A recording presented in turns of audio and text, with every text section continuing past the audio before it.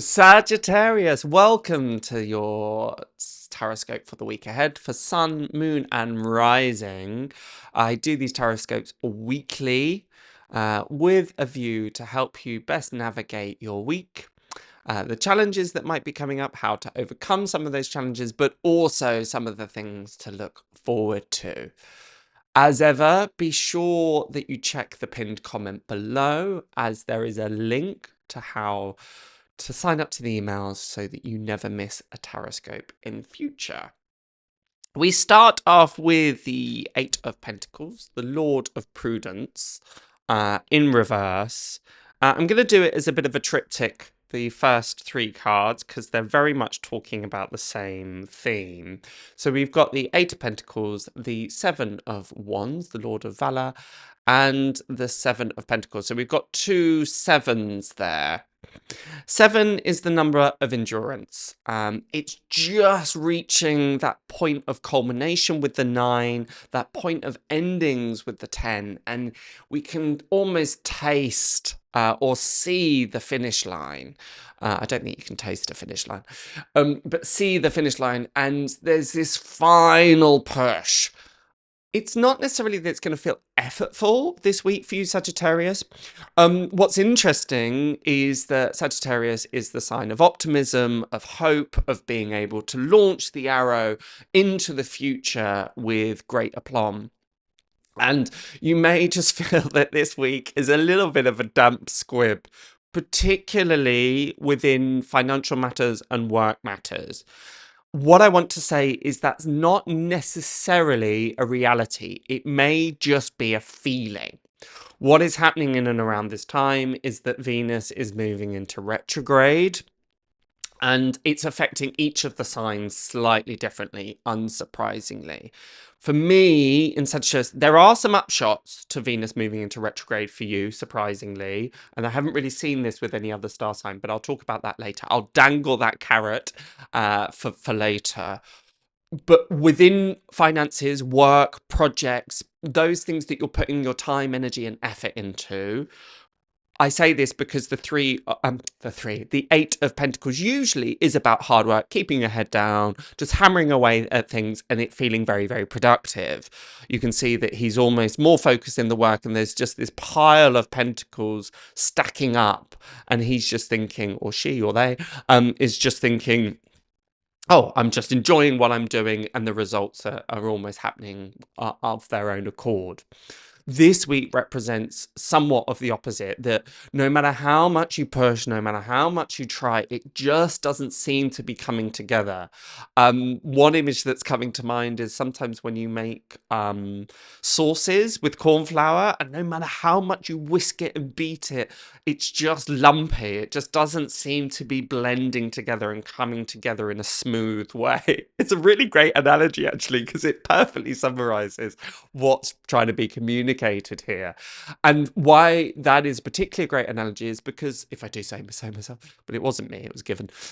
But even if the more we whisk, the more we beat, the more frustrated we get, it actually doesn't necessarily make that much difference. So there's two main thrusts of guidance here. One is don't overexert yourself. We often feel that when things aren't working, what is needed is more effort, and that's actually counter-indicatory here. That adage of work smarter, not harder, very much applies here. So too does, well, maybe you just need to take a beat, take a step back, re-examine, have another look at it, and then figure out the way this should go. I say a lot of this because you have the Seven of Pentacles, and it is this reflective state. It is also that state where you can see him, she, they, looking a bit despondent, and going, put all of that time and energy in, and it's not really paying off. So that's part of why I'm saying it. So it's, don't necessarily just keep hammering away at things. Is it a time to take a step back? Is it a time to take a beat? Or is it time to just get a change of perspective on it?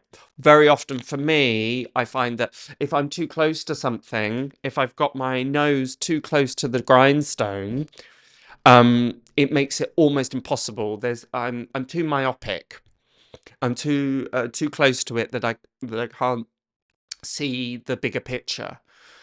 By taking a step back and then re-entering it, normally it's just, obviously, there's an ease that comes in it. So whatever in your life is creating the most resistance at the moment, I don't know why I said that twice, causing the most resistance at this present moment.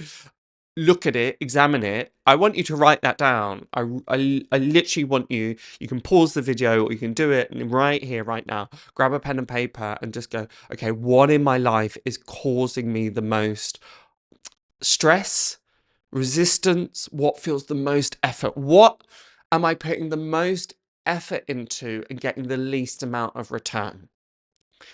And I just want you to write that down, note it, go away, don't think about it anymore, and then come and pick it up in a day or two, a couple of days, maybe next week, and think, right, what am I going to do about this? It's that pause and just allowing things to percolate right in the back of your mind and just sit. And you may even want to ask your guides, God, Allah, the universe, however you want to express it, give me assistance on this. Show me the best way to deal with this. You may find that they just take it away. Oh, it's no longer a problem. Or you may find that the answer comes quite clear. You might not like the answer necessarily. It may call for a challenge, but act upon that. Because very often it is us that is overcomplicating a situation in our own lives, and the solution is actually quite simple. Usually the simpler the solution, the more aligned it is. That's what I find anyhow. There's also a bit of a reminder here with the Seven of Wands, the Lord of Valor, is in part just stick with it. Don't give up, please. The 7, as I mentioned before, is the number of endurance. It's this final little push.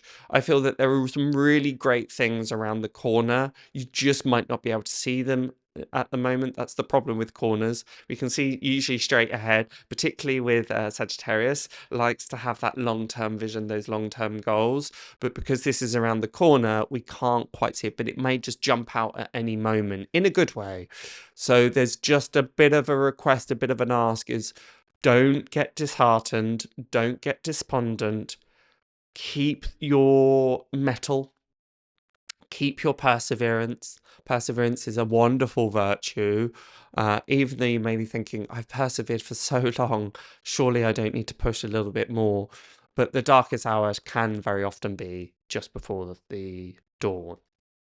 What is great, and this is the really lovely part of it, is that we have the Hierophant and the Three of Swords reversed. The Hierophant is ruled by Venus, and, well, actually it's ruled by Taurus, which is ruled by Venus. So very attracted to beauty, very attracted to the divine. The Hierophant often talks about these bigger ideals, the connection to the divine. In some of the ways that I've been talking about before. I'm really pleased to see the Three of Swords here in reverse. When it's reversed, I often see that the swords are falling out of the heart rather than being plunged into the heart. So it's a reversal of heartache. And it's really, obviously, Venus is very connected with this big heart energy.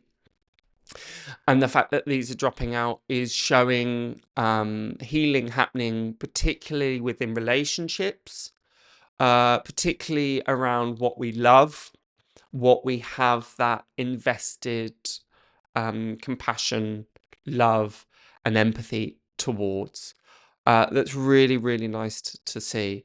So therefore, give your heart some attention, give your heart some time. Maybe place your hands on your heart. You can do this right here, right now, and just close your eyes and just think, okay, what is my heart trying to let me know? What does it need? And very often when I do this, I can sometimes feel a kind of just sensations or a kind of knowing that I've otherwise ignored. But it's really nice to see. You may find that this is a week of apologies or reconciliation or resolutions within your relationships. Very often when Venus goes into retrograde, it kind of blows relationships apart. But for me, it's almost, for you, Sagittarius, it's indicating more that it's a coming together, it's a bringing, it's doing away with any misunderstandings.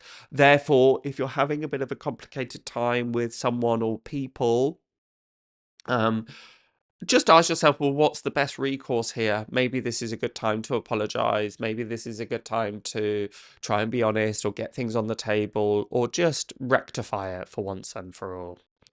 So that's my reading. As ever, I would really encourage that you go and check out your sun, moon, and rising sign. It gives you a really in-depth look at the week ahead. If you're not sure as to which your rising sign, your moon sign are, then we've got you covered. Just check the pinned comment below. You can also sign up for email so that you never miss a Tarotscope again. But until next week, have a wonderful, wonderful next 7 days, and I shall see you then. Bye for now.